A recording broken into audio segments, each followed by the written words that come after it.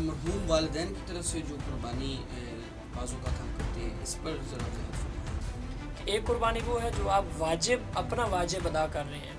مثلا مجھ پہ قربانی واجب ہے تو میں اپنا ایک واجب ادا کر رہا ہوں، تو وہ میں کسی کی طرف سے نہیں کر سکتا، وہ تو میرا اپنا واجب ہے. ویسے آپ اپنے والدین کی طرف سے جو دنیا سے رخصت ہو گئے ہیں تو ان کی طرف سے آپ نفلی قربانی کر سکتے ہیں. اکیلے کی طرف سے بھی کر سکتے ہیں، ایک قربانی میں کئی مرحومین بھی شامل ہو سکتے ہیں. مثلا آپ نے کہیں حصہ رکھوایا ہے تو آپ اس میں ایک حصہ اپنا رکھ لیں اور ایک حصہ اپنے مرحوم والدین کا، تو اس میں آپ کا حصہ بھی جو واجب ہے وہ بھی ادا ہو جائے گا، اور دوسرا حصہ جو ہے آپ کے مرحوم والدین کی طرف سے صدقہ ہو جائے گا، ان کے لیے سال ثواب ہے. بسم اللہ الرحمن الرحیم. السلام علیکم معزز خواتین و حضرات. دانشور پلیٹ فارم سے ایک نئے ایپیسوڈ کے ساتھ آپ کی خدمت میں حاضر ہیں. آپ سب کے علم میں ہے کہ ذی الحجہ کا بابرکت مہینہ جاری و ساری ہے اور عید الاضحیٰ بھی قریب تر ہے، تو ہم چاہ رہے ہیں کہ ہم کچھ کویسچنز آپ کے پاس ایسے لے کر حاضر ہوں کہ جن کے آنسر آپ کے لیے فائدہ مند ہوں، اور وہ کویسچنز یقیناً آپ کے مائنڈ میں بھی چل رہے ہوں. تو ہمارے ساتھ اس ٹاپک پر بات کرنے کے لیے موجود ہیں ڈاکٹر محمد اسد اللہ، لیکچرر پنجاب کالج مین کیمپس. تو جی ڈاکٹر صاحب، یہ ٹاپک بہت اہم ہے، تو ذرا اس پہ آپ تھوڑی روشنی ڈالیے. عشرہ ذی الحجہ کی تھوڑی فضیلت اور اس کی اہمیت جو ہے اس مہینے کی اور پہلے 10 دنوں کی، یہ وضاحت فرما دیں. بسم اللہ الرحمن الرحیم. جی شکریہ. عشرہ ذی الحجہ جو ہے یہ اپنی فضیلت اور اہمیت کے لحاظ سے یہ 10 دن بہت اہمیت کے حامل ہیں، بہت زیادہ اہمیت کے حامل ہیں، اور میں اور آپ تصور نہیں کر سکتے کہ ان دنوں کی کیا اہمیت اور فضیلت ہے. جی بالکل ایسے. اللہ تعالیٰ نے قرآن مجید میں ارشاد فرمایا والفجر ولیال عشر. تو مفسرین کی ایک بڑی تعداد ہے، اکثریت ہے، وہ یہ کہتے ہیں کہ اللہ نے جن 10 راتوں کی قسم کھائی ہے دنوں کی، وہ یہی عشرہ ذی الحجہ کے 10 دن ہیں.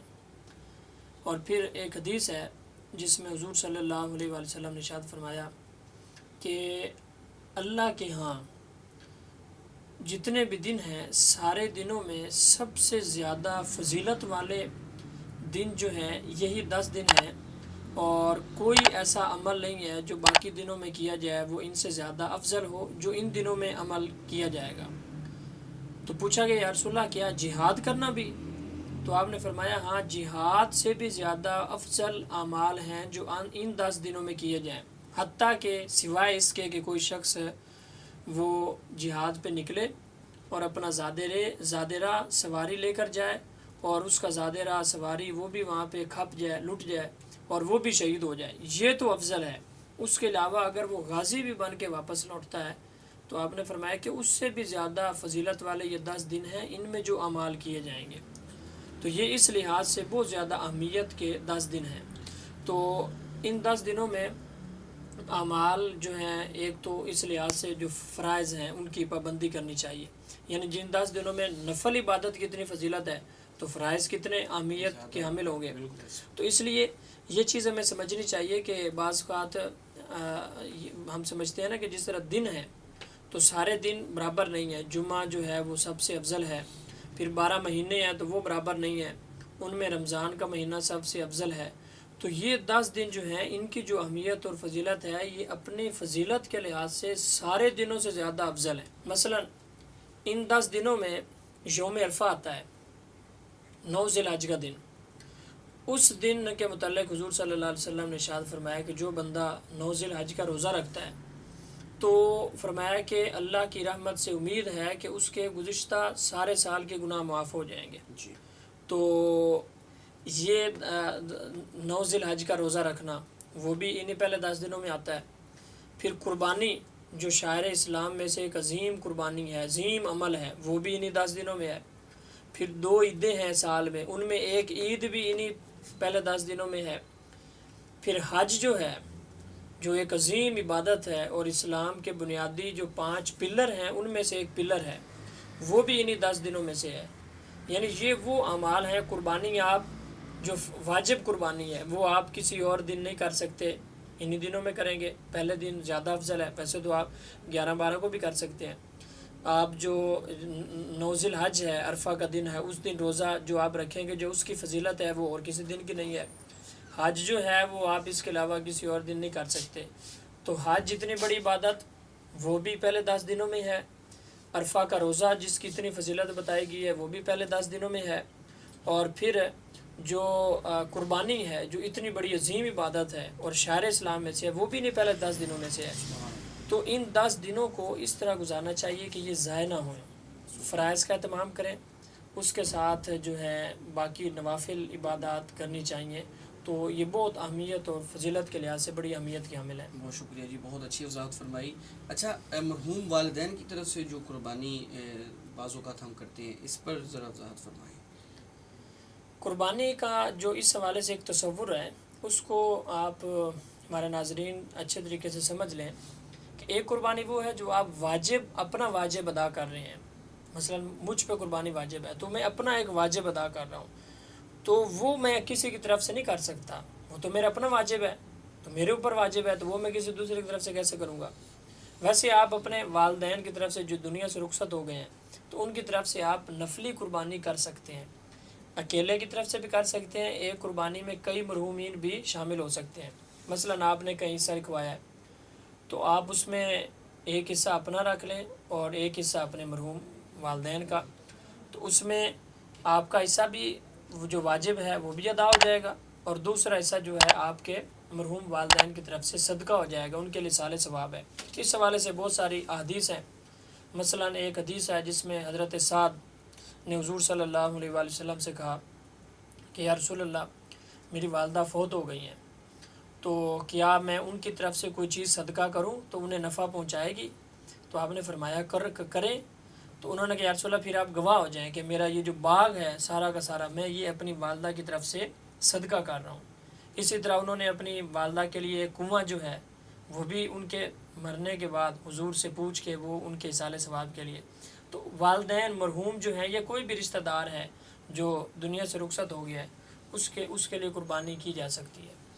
جی ٹھیک ہو۔ نیکسٹ کویشچن ہمارے پاس یہ ہے کہ قربانی کا جانور کیسا ہونا چاہیے، اس کی خوبیاں بیان کر دیں پلیز۔ قربانی کے جانور کے حوالے سے تو ایک چیز بڑی واضح ہے کہ جو حضور صلی اللہ علیہ وسلم کی سنت اور سیرت سے ہمیں ملتی ہے کہ جتنا اچھے سے اچھا جانور ہو تو وہ قربان کرنا چاہیے۔ اللہ تعالیٰ نے قرآن مجید میں ارشاد فرمایا لَن تَنَالُوا الْبِرَّ حَتَّىٰ تُنْفِقُوا مِمَّا تُحِبُّونَ، کہ اللہ کے پاس تمہاری وہی نیکی پہنچتی ہے جو تم اللہ کے راستے میں وہ چیز خرچ کرو جو تمہیں زیادہ محبوب ہو، بجائے اس کے کہ تم کوئی ردی چیز اللہ کے راستے میں خرچ کرو یا ذبح کرو۔ تو حضور صلی اللہ علیہ وسلم ہر سال قربانی کرتے تھے، تو صحابہ کرام نے جو ہمیں بیان کیا ہے حضور کی سنت اور سیرت، تو اس سے پتہ چلتا ہے کہ حضور خوبصورت اچھے جانور جو ہیں وہ ذبح کرتے تھے۔ حدیث ہے جس میں صحابی فرماتا ہے کہ ہم نے دیکھا کہ حضور نے قربانی والے دن 2 مینڈے چت قبرے اور خصی تھے اور موٹے تازے اور خوبصورت تھے، ان کو حضور صلی اللہ علیہ وسلم نے اپنے ہاتھ سے ذبح کیا۔ تو اس میں تو آپ کہہ لیں کہ موٹی سی بات ہے کہ جانور کے خصائص کیا ہونے چاہیے قربانی کے، وہ اچھا سے اچھا جتنا جو بھی اس کے اندر خصوصیت ہے تو ہر لحاظ سے اس کو دیکھنا چاہیے، گوشت کے لحاظ سے عمر اس کی پوری ہو، اور مطلب جو بھی اس کی خوبی ہو سکتی ہے، دیکھنے میں بھی اچھا ہو، گوشت کے لحاظ سے بھی اچھا ہو، تو اس کی قربانی کرنی چاہیے۔ لیکن کچھ جو جانور ممنوع ہیں جن کی قربانی جائز نہیں ہے وہ بھی وہ ظاہر ہے وہ تو حدیث میں منع کیا گیا ہے، جس حدیث میں حضور نے 4 جانوروں سے منع کیا ہے۔ فرمایا کہ 4 جانور ایسے ہیں ان کو قربان نہ کرو۔ ان میں ایک فرمایا کانا جو دیکھ نہ سکتا ہو، دوسرا فرمایا لنگڑا جس کا پاؤں ٹوٹا ہوا ہو، ڈیمیج ہو، تیسرا آپ نے فرمایا کہ وہ بیمار ہو، بہت زیادہ بیماری اس کی ظاہر ہو، کوئی بھی بیماری ہو، اور چوتھا جانور آپ نے فرمایا کہ وہ اتنا زیادہ کمزور ہو کہ اس کی ہڈیوں سے گودا ہی ختم ہو گیا۔ اب یہ سارے وہ ایسے عیوب اور نقائص ہیں جو ایک نظر آپ دور سے بھی جانور دیکھیں گے نا، کانا ہے تو آپ کو پتہ چل جائے گا یہ کانا ہے، اگر وہ لنگڑا ہے تو پتہ چل جائے گا، اگر اسے کوئی بیماری ایسی بیماری ہے جو مطلب دور سے نظر آتی ہے، کوئی بھی بیماری ہو، یا وہ اتنا کمزور اتنا ہے کہ اس کی ہڈیوں سے گودا ہی ختم ہو گیا ہے، تو وہ تو ساری چیزیں آپ پہلی نظر دیکھیں گے تو پتہ چل جائے گا۔ تو ایسا جانور اس کی قربانی نہیں کرنی چاہیے۔ اچھا، اس میں یہ بتائیں کہ تکبیرات تشریق جو ہیں ایام تشریق کے اندر وہ بھی بہت ضروری ہوتی ہیں، واجب کا درجہ رکھتی ہیں، تو اس پر ذرا وضاحت فرما دیں کہ اہمیت اور فضیلت ذکر کر دیں۔ تکبیرات تشریق کے حوالے سے ایک بات ذہن میں رکھیں کہ یہ جو ایام تشریق ہیں یہ شروع ہو جاتے ہیں تو 7 تکبیرات بھی شروع ہو جاتی ہیں، اور ہر شخص پہ تکبیرات تشریق ہر نماز کے بعد کم از کم 1 مرتبہ کہنا वाजिब है। वो अगर जमात के साथ अदा कर रहा है तो भी कहेगा, अगर अकेला नमाज़ पढ़ रहा है तो भी तकबीरात पढ़ेगा, एक मरतबा कम अज़ कम पढ़ेगा। और ये कब शुरू होती हैं? ये 9 ज़िलहज जो है, अरफा का दिन जो है, उसकी फजर से लेकर आखिरी जो यौम तशरीक है, यानी 10, 11, 12 और 13 ज़िलहज की असर तक, 9 ज़िलहज की फजर की नमाज के बाद से लेकर 13 ज़िलहज की असर तक, ये 5 दिन हैं।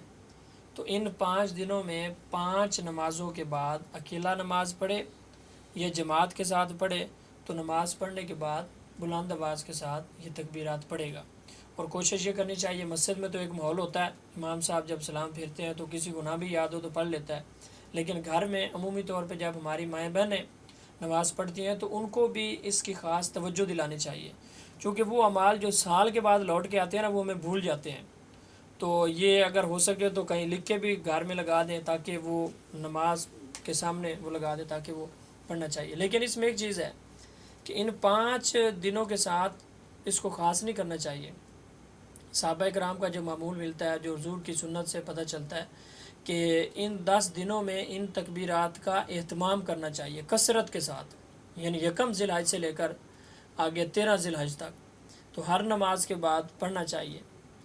पहली ज़िलहज से इनका एहतमाम करना चाहिए। अच्छा, इसमें एक चीज़ ये भी कि हमारे यहाँ एक लिबरल्स की तरफ से एक आजकल क्वेश्चन उठाया जा रहा है और बहुत इंपॉर्टेंट है, और ये आखिरी सवाल है हमारे प्रोग्राम का, कि वो लोग कहते हैं कि हमें चाहिए कि हम 1 साल ऐसा गैप करें, कुर्बानी ना करें, और जो कुर्बानी के हमारे फ़ंड्स हैं, पैसे हैं, तो हम उनको फलाही कामों पे खर्च करें। अब ये बड़ा मतलब अजीब सा उन्होंने क्वेश्चन उठाया है और लोग उसको ले भी रहे हैं, तो आप इस पर ज़रा रोशनी डालें। अच्छा, ये जब ये क्वेश्चन होता है ना तो बाज़ार देखने में बड़ा अच्छा लगता है कि आप जी एक दिन में लाखों करोड़ों जानवर जो हैं, वो लाखों जानवर कुर्बान होते हैं, तो इतनी मालियत के जानवर कुर्बान होते हैं, तो वो आप जानवर कुर्बान करने के बजाय मुआशरे में इतने यतीम बच्चे हैं और इतनी बेवा हैं, उनकी शादी कर दें, ये कर दें, वो कर दें। तो हर काम का जो जो जो नौयत है उसकी मुख्तलिफ है।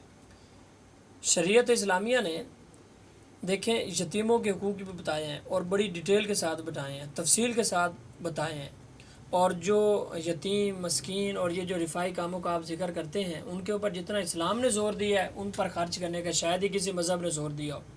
लेकिन एक चीज़ का दूसरी चीज़ नेमल बदल नहीं हो सकती, ये तो फजूल एतराज़ है। मसलन अब आप इसको समझ जाएंगे, आप कोई शख्स कहे जी हज पे आप जाते हैं और 12-13 लाख लगा के आप हज करने गए हैं, ठीक है, हज आप पे फ़र्ज़ है।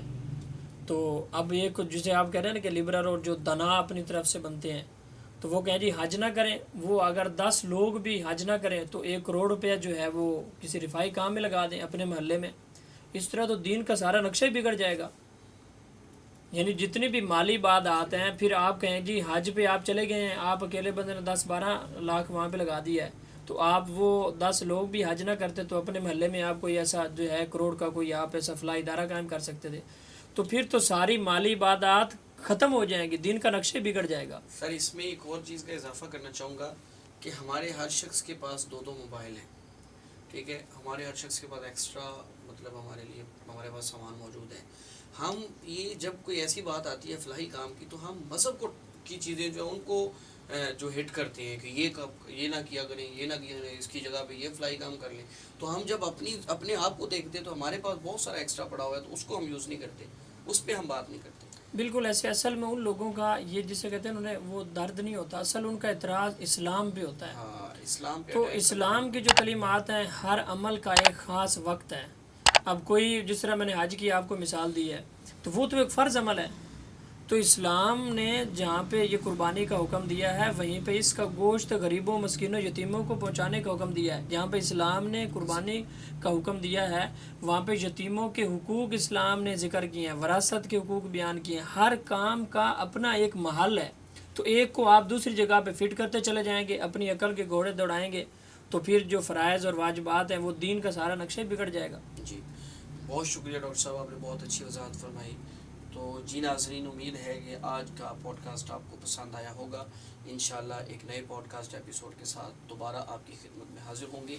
तब तक के लिए हमें इजाज़त दीजिए। वस्सलामु अलैकुम।